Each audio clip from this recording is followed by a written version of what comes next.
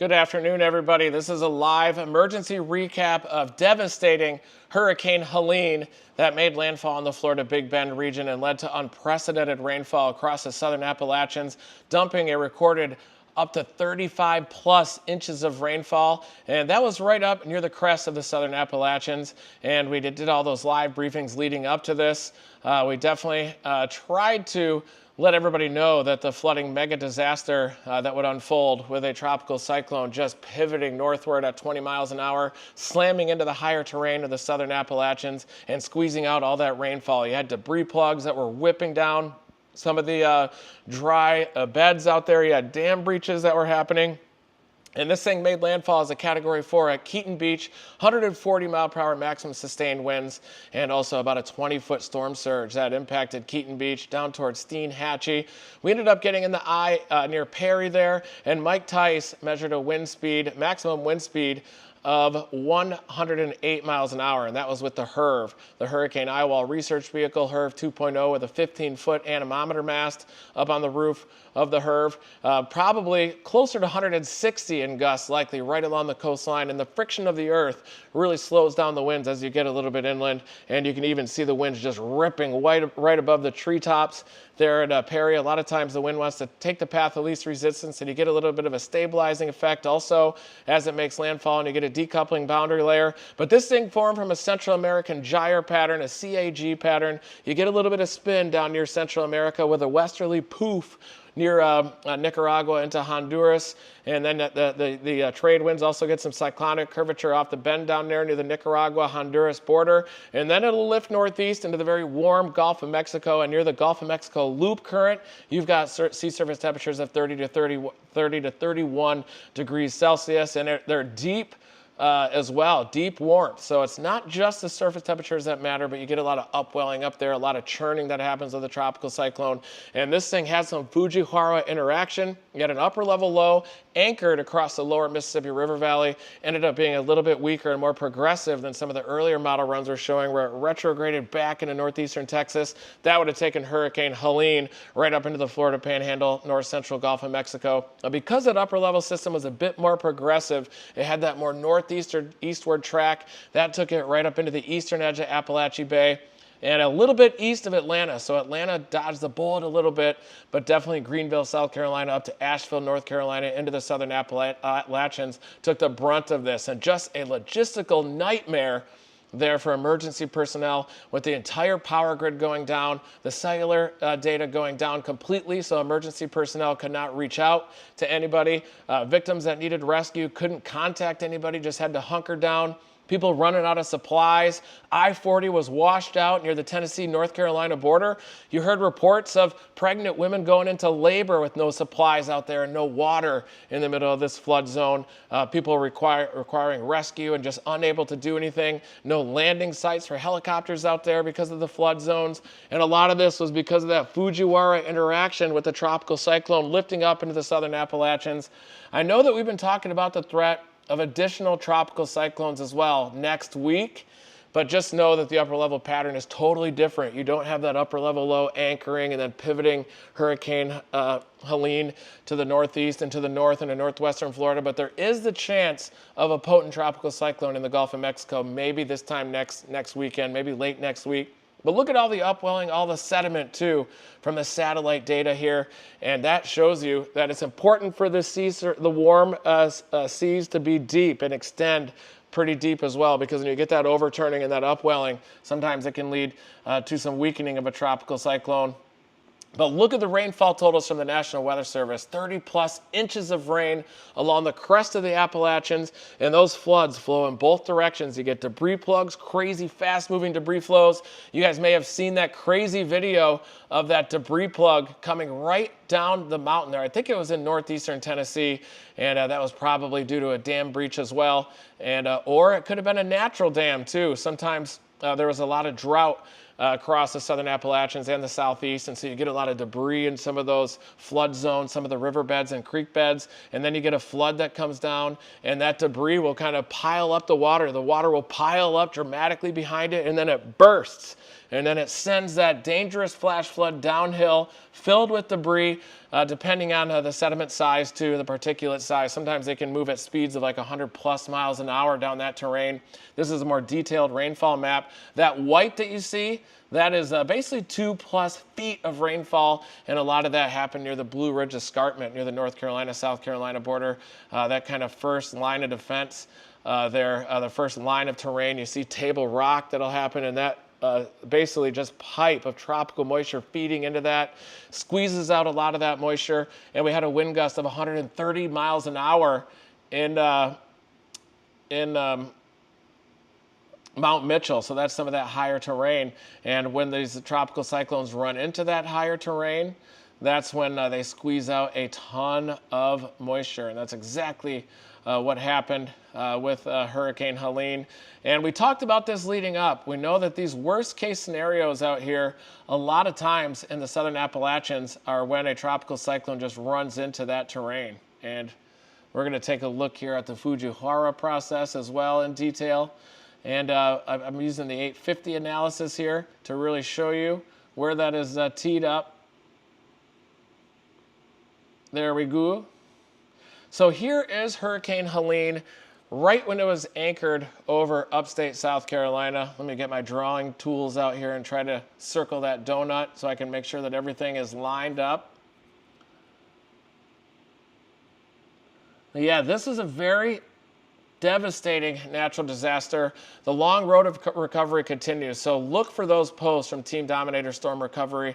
It's a nonprofit that we're starting up that will link together the boots on the ground that are doing a lot of that recovery. But I'm looking at 850 millibars here. There's the center of the tropical cyclone as it's inland there in Georgia, central Georgia, causing major problems.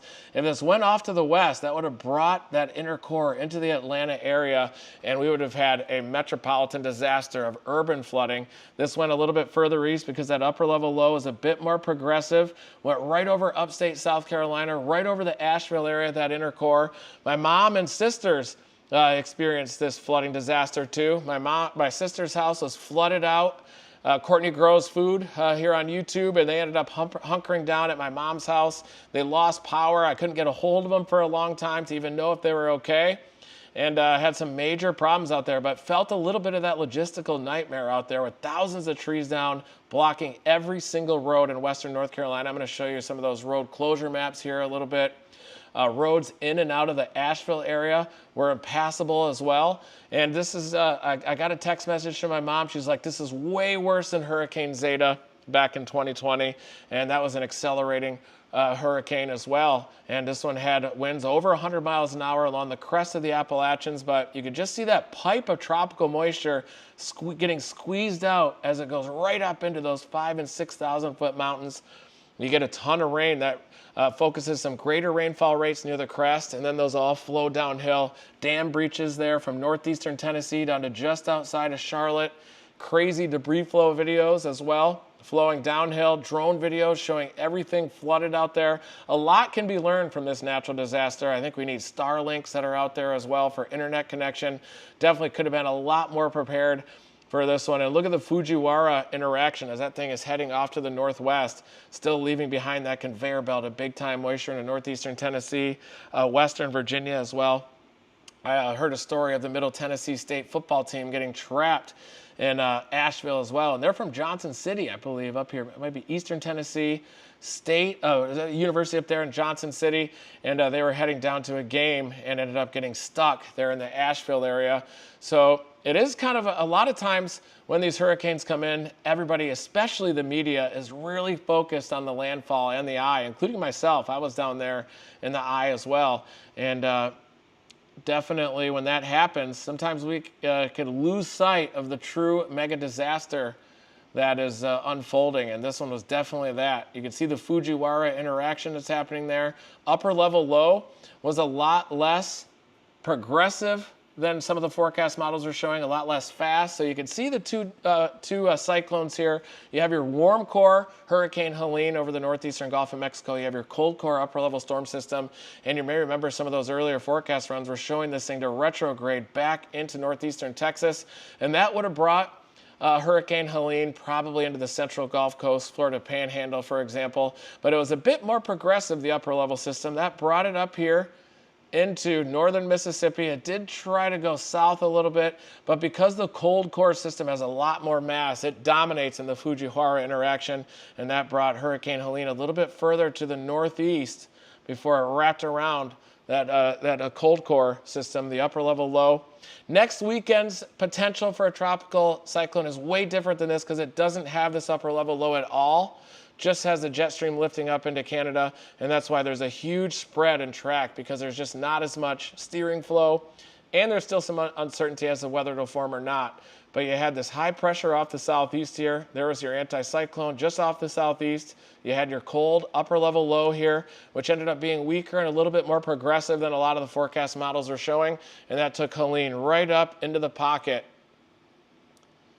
right up into northwestern Florida. I was wondering if maybe that upper level low would be a little bit stronger because I kept seeing the National Hurricane Center tracks showing that cyclonic curvature beginning a little bit earlier. But then in hindsight, it looks like that upper level low was a little bit weaker and it didn't really act as much of a magnet as you might have with a stronger upper level storm system. So it ended up moving a little bit further right of the track, a little bit further off to the northeast. So that took it right up into the southern apps, folks.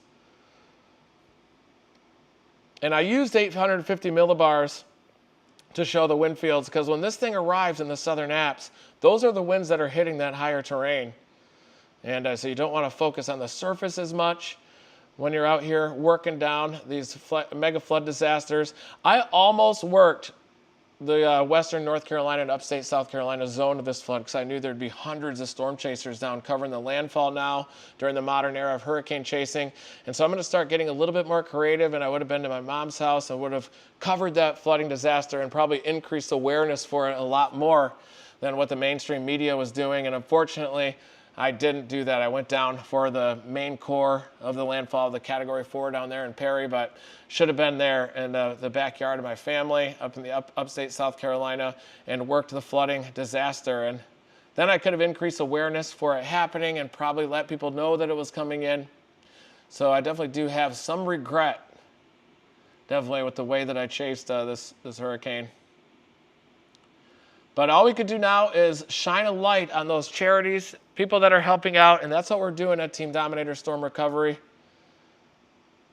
until we get everything set up with the nonprofit and the insurance, and we can get people on the ground as well. But right now we're linking people together, these recovery efforts, helping to support those that are on the ground as well, helping from Operation Airdrop to Project Barbecue Relief. But look at this right here. This is why you had 100+ mile-per-hour wind gusts up on top of Mount Mitchell. You just got a conveyor belt of big-time moisture just pumping up into that area. You had 80+ mile-per-hour winds in my mom's backyard there in upstate South Carolina. And that caused major power outages. And then the hydrological disaster began. And so you had all these power outages, you had all these trees down and everything, you had a tropical cyclone coming up into the southern apps, conveyor belt of moisture dumping 30 inches of rain. And this was also set and staged because of the days of heavy rain leading up. My sister's house was flooded by some of that, like 6 to 7 inches of rain that impacted upstate South Carolina. And you have a wall of terrain right here near the North Carolina-South Carolina border, and you have that conveyor belt of tropical moisture just getting pumped into that stair step there in southwestern North Carolina, areas like Pretty Place, Caesar's Head, Hammered, Black Mountain up there, some of the hardest hit areas. Chimney Rock wiped out. Crazy photos from Chimney Rock out there with that mega flood that came down. And a lot of those dams were breached near Lake Lure, and that sent just life-threatening flash floods downstream as that was undergoing that Fujiwara interaction. Power outages were insane from this, from the Florida Big Bend up into the Appalachians. You can see where that terrain squeezed out even more winds up there in the southern Appalachians. That's where you get even more power outages there across western North Carolina. And it was impossible to drive, too, across large swaths of North Carolina, and a lot of people were even trapped in Asheville. No data. I have heard as of yesterday evening that you can get out if you take 26, take the loop there, southwest side of Asheville. There actually is a path out of town to get south on 26 towards South Carolina. But definitely heading east on I-40 up near the Black Mountain area. Big problems out there too. Lake Lure as well. Some of the terrain there in the foothills. Eastern slopes of the Appalachians. That's where you got the most prolific rainfall rates out there. And look at this road closure map from the peak of the storm. You just could not drive anywhere. Thousands of trees down, and definitely shredding all the leaves out there. Blue Ridge Parkway is going to be closed for the foreseeable future for a very long time. In Perry, here is Mike Tice's HURV 2. This is what measured that 108 mile per hour wind in Perry. He got the anemometer up a little bit higher as well, but just a major problem out here with that Fujiwara interaction. Here you can see that cyclone lifting a little bit off to the northeast with the Fujiwara, and then eventually lifting through eastern Kentucky, wrapping all the way back around. Let me show you some of these record rainfall gauges too. Out there, I got to show you these rainfall gauges too. Just crazy rainfall happening. 30 plus inches, 35 inches of rainfall, even measured by gauge up there. And a lot of those co-op stations aren't able to get anything back down either. But look at the record here. This is on the French Broad River at Fletcher. That is 10 feet higher than the previous record. So that is insane right there. They're saying this is definitely going to blow out even the 1912 disaster that happened. Look at that crest, 30 feet at Fletcher, and that's how you can see all that flooding that just hammered the zone down there in Asheville. The Pigeon River was going nuts. Dam breaches happening all over the place down near the Pigeon River. I-40 completely washed out. There's video of a Good Samaritan running down the wrong way of the highway, letting people know, hey, this thing washed out, turn around, stop, and probably saved the lives of all of those people out there. There are semi-trucks, a lot of people that were heading west on 40. All of these are destroyed gauges too. The EQP, the letters on the right, FLD, all those are ripped apart gauges. So this flooding disaster just destroying gauges left and right, French Broad River, Pigeon River, every single little creek that was out there.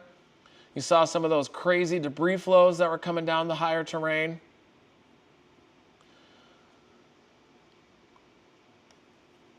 And now I think you also heard a lot of people saying that like the media wasn't covering this.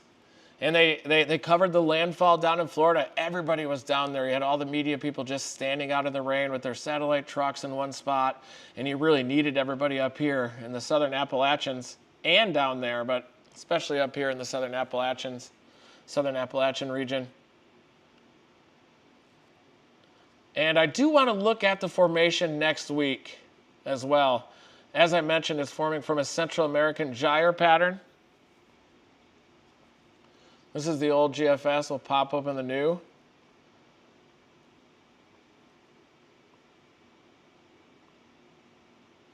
And it forms from basically this cyclonic spin down here, down near Central America. And what happens is you get a little poof of westerlies here across Nicaragua, and that runs into the easterly trades that are usually coming in from the east here across the tropics, and that leads to the formation of a gyre called a Central American gyre, a CAG, and they a lot of times happen during this late season down across that portion of Central America, and you can see that it's setting up again late next week. And these easterly winds will wrap around the bend a little bit. You've got Nicaragua here, you've got Honduras. So you've got these cyclonically curved trade winds that get more cyclonically curved with time. You have westerlies that come in, and that leads to the formation of a Central American gyre. And a lot of times, you'll even get tropical cyclones and hurricanes forming concurrently, with one here in the eastern tropical Pacific, and you'll also get one on the Atlantic side. And this is also what we had happen with Helene. We had, I think it was Hurricane John that made landfall down here near Otis, where Otis did the previous year as a Category 3. And then we had Helene come up through the eastern Gulf of Mexico, strengthening up to a Category 4 just prior to landfall. This is the new GFS. It doesn't spin up as strong of a tropical cyclone, but you can see that it hints at spinning one up down here, east of Nicaragua, and another one on the Pacific side. But very different than Helene. We don't have that upper level low waiting for it. So there's a lot of model discrepancy as to if this thing forms, how strong it's going to be, and where it's going to go. And so a lot of the GFS ensembles, you have a big spread across the Gulf of Mexico. You even have this upper level low that forms in the western Gulf in the middle portion next week. You have to clear that out first. Looks like a stronger tropical cyclone down off Mexico, a little vortex ribbon there, feeding through some of the lower terrain in southern Mexico. A Tehuantepec, as we call it, through the Bay of Tehuantepec.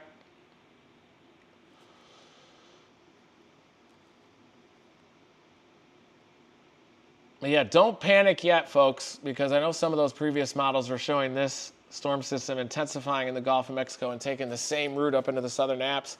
There's a huge spread of lows, and you got this upper level low here. You got an intense tropical cyclone that forms south of Mexico, and so a lot can happen. But the likelihood is increasing that it looks like a tropical cyclone is going to enter the Gulf. But I bet without that low pressure that forms, without the upper level low that caused the Fujiwara effect, I bet that it's going to take a little bit further west of a track and maybe even be a weaker tropical cyclone. But last night's run definitely spun up a stronger tropical cyclone right up into the central Gulf and even making landfall, I think, in the central Gulf Coast somewhere. But looking at the GFS ensembles, there is huge uncertainty as to where that tropical cyclone forms.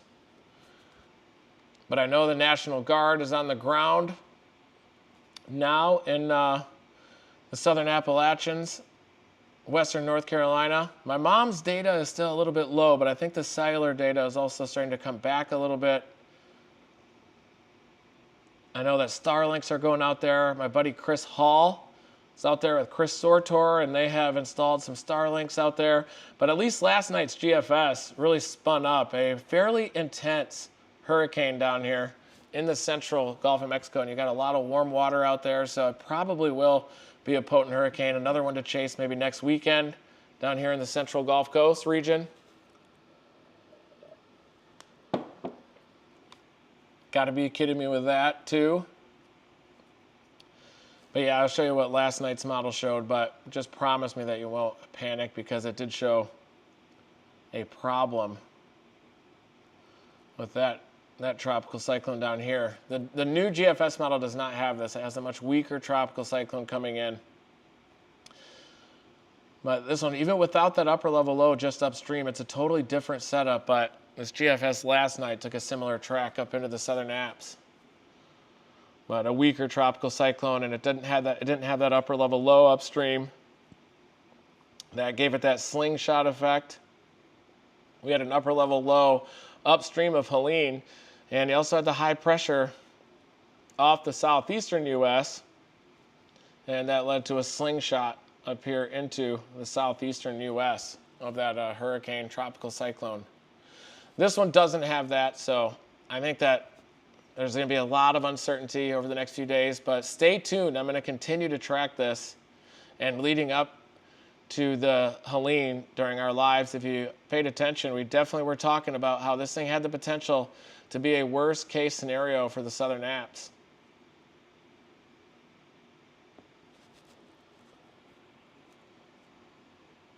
And this is Helene, so I'm looking back now in time here at Helene making landfall. And remember when we were looking at some of those earlier models, it retrograded the upper level system back up into northeastern Texas.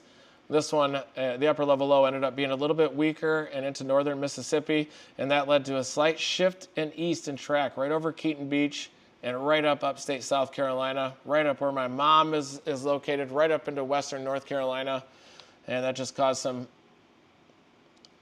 major problems out there. Just record gauges.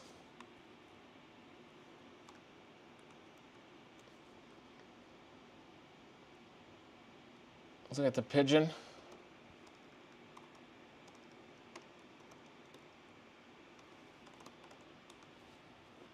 Beautiful Pigeon River.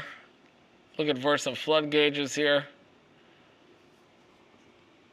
20 feet.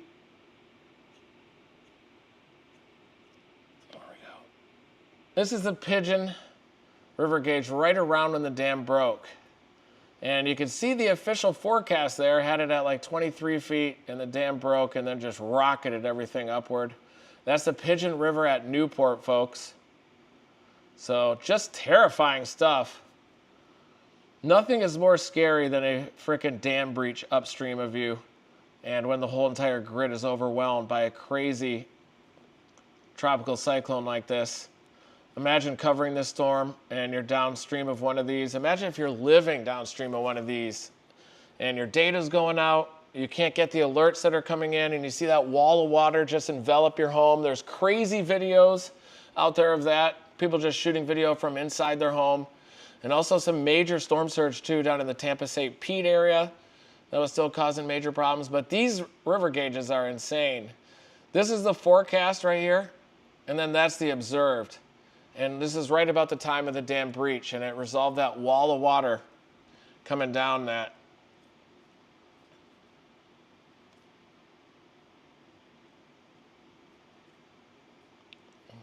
Trying to look for some these gauges. These are some of the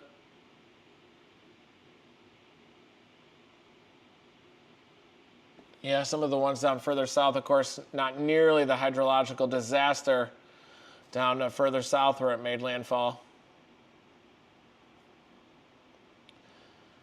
And here is the National Hurricane Center map just lit up like a Christmas tree.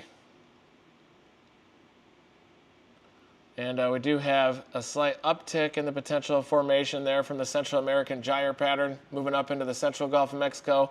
But without that upper level low that moves over the lower Mississippi River Valley, you have a lot greater of a spread across the Gulf of Mexico. Really the only steering current being that high pressure with the jet stream lifting up into Canada. So really anything could happen from the Bay of Campeche up into Texas, up toward Florida Big Bend. And it may not even form at all, so still a ton of uncertainty.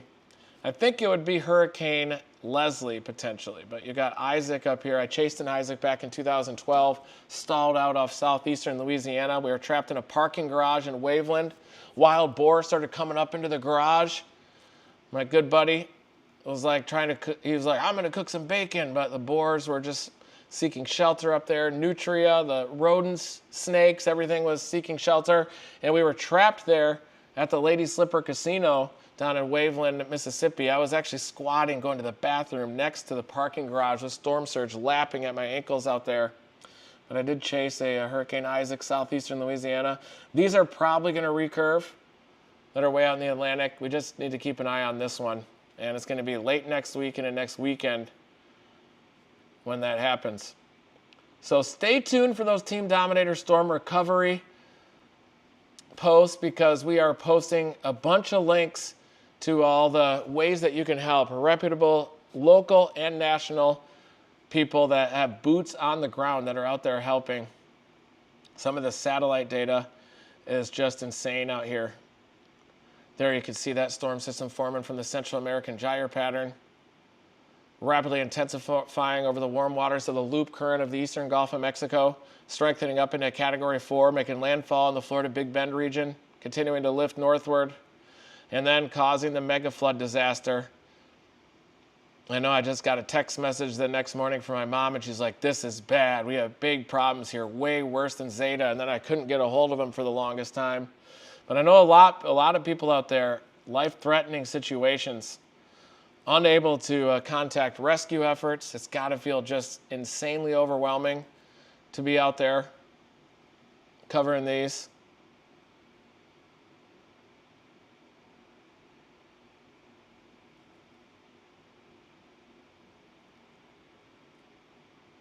Hi there, everybody.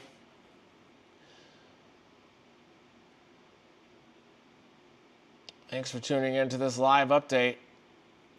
These mega flood disasters, when they come into the southern Appalachians like this, they squeeze out all that moisture. Even Tropical Depression Fred had some big impacts out there, but this is like a Tropical Depression Fred on steroids.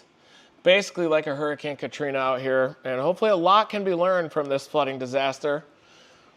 Cellular data completely out, trees down, people couldn't reach people that needed help. And a lot of the rainfall really concentrated on the crest of the Appalachians. Very complex terrain out there, everything down. And you can see how the rainfall just squeezed out by the Appalachians. See how all those purples and whites are up in the southern apps up there? That's where a lot of the heavier rain was falling, because it just ramps right up the heavier terrain, the higher terrain like that, squeezes out the moisture. You get orographic lift, you get pipes of big time moisture coming in as well. That was actually a rental car that we used, and probably can't talk about it on here.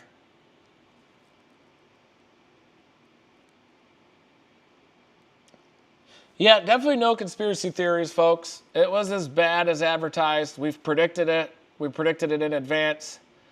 I do agree, though, that the mainstream news could have definitely covered it a lot more. Certainly, you got to take a full court press approach to this. You can't just cover where the eye comes in. I know everybody wants to get in the eye, including myself, but I should have... Looking back, I have huge regrets. I should have gone just straight to the southern Appalachians, straight to my mom's house, and just covered the inland flooding event from this, because we knew it was coming. It was headed right up to the southern apps, where you have a lot of that complex terrain. The government response probably needed to be a lot better, too. I mean, you got to have military out there, mainstream media, the private response as well. I know that the Cajun Navy is out there helping people. There's a lot of private recovery efforts that are helping out a lot. Yeah, $450 billion. Yeah, they need all the help that they can get to rebuild, and definitely need to learn a lot from this.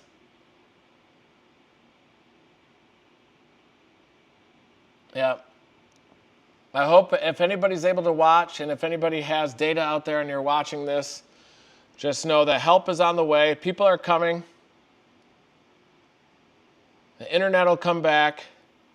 Supplies are starting to flood into the area. Helpers are coming in.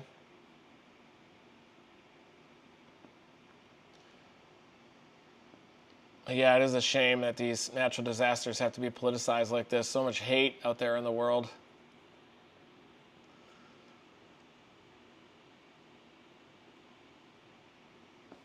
But keep an eye out for those Team Dominator storm recovery posts, because we are going to be making a lot of those coming up, and we're going to give you a direct way to help reputable local and national charities. Meanwhile, I'm going to continue to monitor the Central American gyre pattern, as it looks like a hurricane is probably going to form right off the corner, Nicaragua, Honduras, and possibly track into the central Gulf of Mexico. But there's still a lot of uncertainty as to exactly where that thing is going to track. Thank you, everybody, for tuning in to this live emergency recap of the Hurricane Helene disaster. Thank you, everybody who's helping, especially those that are helping those people that are on the ground down there in western North Carolina. I know it's just a logistical nightmare down in that zone. Thank you, everybody, for tuning into this live meteorological recap of the disaster that was Hurricane Helene.